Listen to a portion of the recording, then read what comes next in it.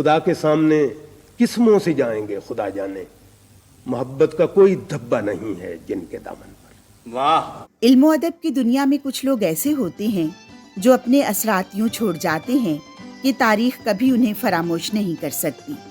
ضلع خوشاب وادی سون سیکسر کے گاؤں انگا میں 20 نومبر 1916 کو پیدا ہونے والے احمد شاہ بھی انہی میں سے تھے۔ جب انہوں نے شاعری شروع کی تو اپنا تخلص ندیم رکھا۔ ان کا قلمی نام احمد ندیم قاسمی تھا۔ ابتدائی تعلیم گاؤں سے حاصل کی۔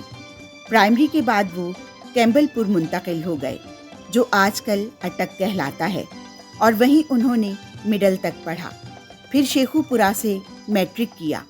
شاعری سے رغبت 10ویں جماعت ہی سے ہوئی اور مولانا محمد علی جوہر کی وفات پر ایک نظم کہی۔ وہ نظم روزنامہ سیاست کے صفحہ اول پر شائع ہوئی اور توقع سے زیادہ رد عمل ملا۔ شاعری کی طرف طبعی رجحان ہوا تو راستہ خود بخود بنتا گیا۔ پھر یکے بعد دیگرے نظمیں لکھتے رہے۔ نثر میں چھوٹے موٹے مضامین، خطوط وغیرہ بھی لکھے، جس سے قریبی دوستوں اور عزیزوں نے ان کے ادبی ذوق کو دیکھتے ہوئے افسانہ نگاری کی طرف راغب کیا۔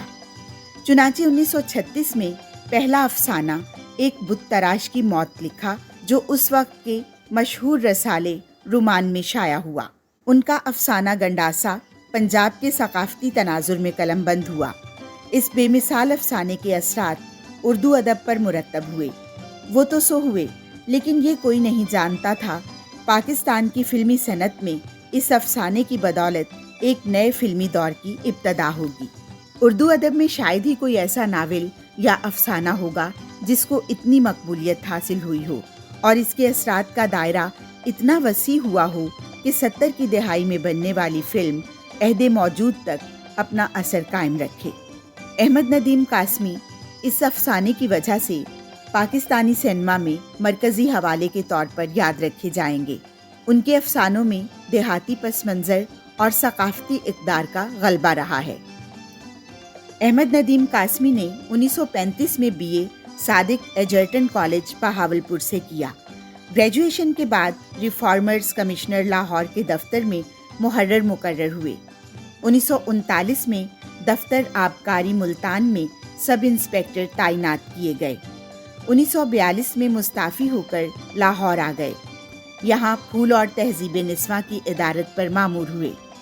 احمد ندیم قاسمی نے بے شمار رسائل و جرائد کی ادارت کے فرائض ادا کیے، جن میں ادب لطیف، نقوش اور سویرا بھی شامل ہیں۔ ان کے علاوہ متعدد اخبارات و رسائل سے وابستہ رہے۔ معروف ادبی جریدے فنون کے بانی اور مدیر اعلیٰ بھی رہے۔ احمد ندیم قاسمی کو لوگ ایک بڑا شاعر اور افسانہ نگار مانتے ہیں۔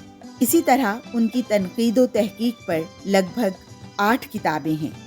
شعر کہنے کے حوالے سے اپنے ایک انٹرویو میں انہوں نے کہا تھا، نہیں کہا جا سکتا، ویسے تو اگر کہنا ہوتا تو میں اس وقت کہہ لیتا، مثلا اچھا نہیں کہہ سکتا۔ ایک کیفیت ایسی طاری ہوتی ہے جس کو شاید بیان نہ کیا جا سکے۔ ایک میری بہت پرانی غزل کا ایک شعر ہے، میں وہ پیش کر دیتا ہوں، اس میں شاید آ جائے وہ کیفیت کہ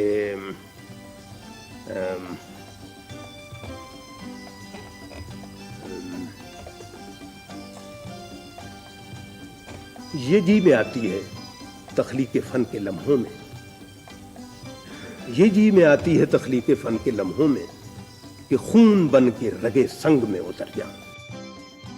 ترقی پسند تحریک کے سرگرم رکن احمد ندیم قاسمی اندر سے ایک روایتی اور مشرقی انسان تھے، ایک ایسے انسان جنہیں اپنی قدروں اور ثقافت سے قلبی لگاؤ تھا، خاص طور پر اپنے دیہاتی ہونے پر بہت نازاں تھے۔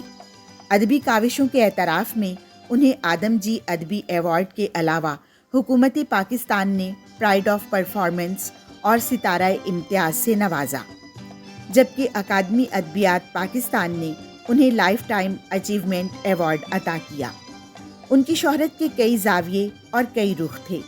پاکستان کی ہمہ جہت ادبی شخصیات میں شمار ہونے والے احمد ندیم قاسمی ایک بے مثل شاعر بھی تھے، جبکہ ان کے قلم سے نکلے ہوئے افسانوں نے اردو فکشن پر بھی گہرے نقوش چھوڑے ہیں۔ ان کا انتقال 10 جولائی 2006 کو تقریباً 90 برس کی عمر میں ہوا۔ 50 سے زائد نثری اور شعری کتابوں کے خالق احمد ندیم قاسمی کی شخصیت اور فن کے اردو زبان و ادب پر انمٹ نقوش ہمیشہ ان کی یاد دلاتے رہیں گے۔ خود انہوں نے اپنے ایک شعر میں کہا تھا، کون کہتا ہے کہ موت آئی تو مر جاؤں گا، میں تو دریا ہوں سمندر میں اتر جاؤں گا۔